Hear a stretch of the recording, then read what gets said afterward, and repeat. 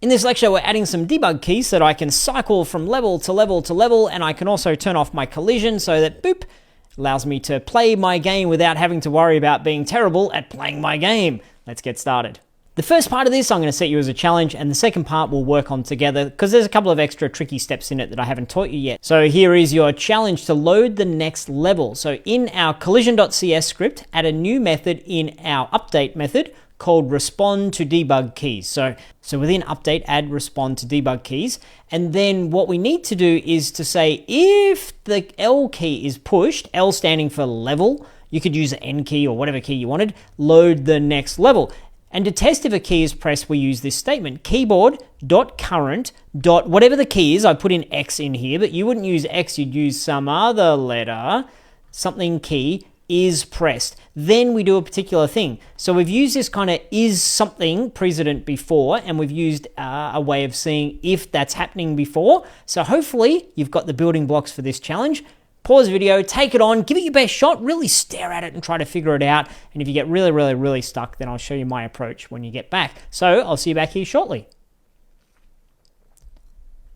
Right, so collision is the place for us to do this because this is where we're handling our load next level, just there. So all the way back up, I think I've gone and nuked update. So we'll pop in update right above, actually right below start. Mentally, for me, start happens first because it's called start. So update, boom, pop my curly brace on the next line. And in here, I'm calling a method. So in my slides, did I say create a new method? I sort of did. We're calling our method in update. So apologies if you're looking at the screen thinking, what's he talking about here? So we're calling our method, which is respond to debug keys. No confusion about what's going on there. Parentheses, semicolon. We haven't created that yet. So just down underneath update, I will create a void respond to debug keys, parentheses, curly braces. That's my method. And then within here, I need an if statement because we're checking to see if you're pushing a particular key. So if, and then the code I gave you on the challenge slide, which was keyboard.current. That's the key we're currently pressing right now. Dot, what key are we looking for? The L key. So you can see right here is the L key. Dot is pressed. So that's a lot of dots in there, but it makes sense. We're tapping into the keyboard class. We're asking ourselves to look at what's currently pressed. Is it the L key and is the value currently is pressed? And that if that is true, then we want to do something. We want to put in our curly braces and we simply say load next level, parentheses, semicolon. Save that back into Unity. Who realized that cheat keys was so easy, huh? Click on play and then hit L, next level, L, next level, L, next level. Great. And there's no loading, which is kind of good in a way because then we can just straight to the next level, check that one. That's not the one I want, 2, 3, 4, 5, 6, etc. So, and you can see one of these levels looks like we start off in the air, but that's fine. We can mess around with those things later on. So this is great. We've got a way for us to load the next level. We don't have to diddle around. I just need to get to level 4 to see what happens at level 4. That's great. Really useful, this tool. You could have another key that went backwards if you wanted. You can set up some code for that. You could have a key that went to a particular level, but for now, we're just doing that to load to the next level. That's going to be good enough for what we need. The next thing I want to do is to turn off collision, because if you've got some really tricky obstacles, which we're going to have at some point, then you don't want to bump into things and rip your hair out because you're colliding and you can't make it through your level, and your wife walks past and says, can't you even beat your own game? And you say, shush, I'm trying my hardest. Then you break down in the corner and you're rocking backwards and forth. Anyway, so a little bit too much detail in there, but let's jump back into our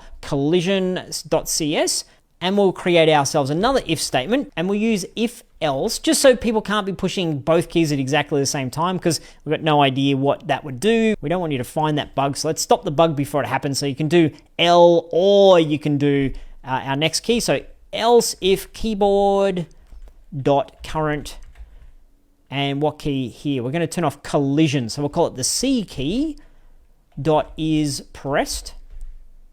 What do we want to do in here? Well, this one's also fairly straightforward. We want to create ourselves a bool, don't we? To say, can you or can't you crash? We want to be able to turn it on and off, I think. That'd be a good thing. So up here, we've got a bool of is controllable. Let's create ourselves another bool. Bool is collidable. We could just say collision on or collision off, but is collidable fits with this kind of fun bull convention of saying is collidable equals, we'll start that off with true. You can collide with things, is collidable. And let's go back down to our else if C key is pressed, what do we want to do? Well, we've got our bull, is collidable, and we want to set that at the other thing that it currently isn't. And the sneaky way of doing this is saying is collidable equals not is collidable. Whatever you are at the moment, you are now the other thing, is what we're saying here. So if you're true, you are now equal to false. If you're false, you're now equal to not false, which makes you true. And this allows us to toggle our collision on and off. You could also in here play a sound effect so that you yourself know that it happened, or you could have a little particle effect trigger. So if you want to do a little bit of extra points, get some extra credit, you could do a little particle effect in here just so you yourself, the developer, knows that's what's going on. But for now, let's get down to where we actually need to do this. So underneath our on collision enter is where we want to do it here. If you're not controllable, you're not allowed to do any of these things. You're not allowed to crash. We've already gone through this process where if you crashed once, we didn't want you crashing again. If you hit the success pad, we didn't want you then crashing and vice versa. So we've already gone through this mechanism. So in here we can say if is not controllable and, or in our case, we're going to say or. And the way you write or is the double up lines there. So if you hold down shift and it's the key right above your enter key on your keyboard, it's that symbol, the uppy downy symbol. So we have two of those. I don't know what they're called. The uppy downy symbol's probably not correct. I'm just guessing on that. So is controllable or, that's what that symbol is. If it was and, we would do double ampersand like that. So this is an or. Not is collidable. So if you're not controllable or you're not collidable, then return. You're not able to bump into any of these things and have the good and the bad impact of doing that. So that should be all. Let's save that, jump back over into Unity. First of all, let's make sure that we can crash and we haven't accidentally broken this. Click on play and crash works. Okay, now I'm gonna live on the edge and push C on the keyboard. Now when I crash, I still crash because I've done something wrong here. Let's jump back and see what we've done wrong. Let's debug this. Okay, this is good. Let's do a little bit of debug information in here. Debug.log, C key was pressed. So that's in our else if statement underneath is collidable equals not is collidable. I'm going to add that debug.log, C key was pressed. Save that back to Unity. Click on our console. Okay, click on play. C. Okay, it's C key is pressed, but you can see it's pressing it like 1,000 times and it's clearly toggling it on and off and on and off and on and off. So we want a way of only making sure it goes up one time. It's not going up 1,000 times and it's randomly, it's 50-50 whether we're getting the result that we want here. So there's a really easy fix to this, and that's to go into our keyboard.current.c key. Instead of is pressed, that's going to be registering are you pressed, are you pressed, are you pressed. We replace that with was pressed this frame, and that will say it'll register this keyboard press just if it was pressed this frame and not if it's continued to be pressed. We could change the one above as well if we wanted to do that, was pressed this frame, just so you're not accidentally loading and loading and loading. That wasn't a problem for us. We can save that. We can do that for both of these. Go back over into Unity.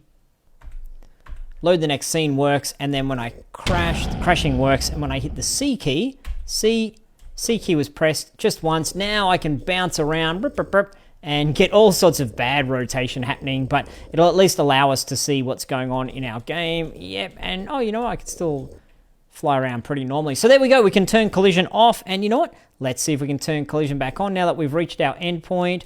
Collision back on. Boop, there we go. And you can see in my console down below, it's showing me the amount of times that the C key was pressed. It wasn't 1,000,000 times per frame, it was just each time we tapped it. And so that's one of those things where I just wanted to show you the process of something that seems like it works on the surface, and maybe you've gone out there and found some code from somewhere else, or you've used something in a previous project, oh, that works pretty fine, but then it didn't quite work in this instance because it was toggling it on, off, on, off, on, off, on, off, and giving us unpredictable results, is to throw in a piece of debug so you can see what's going on in there to try to drill down into what's happening with your logic. So I'm just going to get rid of this. Key was pressed. We don't need that anymore. We're going to save up there, and we've got in our two debug cheat keys. Feel free to add in any more that you think would be cool. And the one last thing that I'll add as my rocket is here upside down, I nearly forgot to mention this, make sure that you disable these before you send out your game to real players, because they will accidentally click on something and find this, and before you know it, everyone out on the internet is able to play your game in 2 seconds because they can just turn off collisions or just load from one level to the next and look at me, I finished your game. So there we go, I will see you in the next lecture.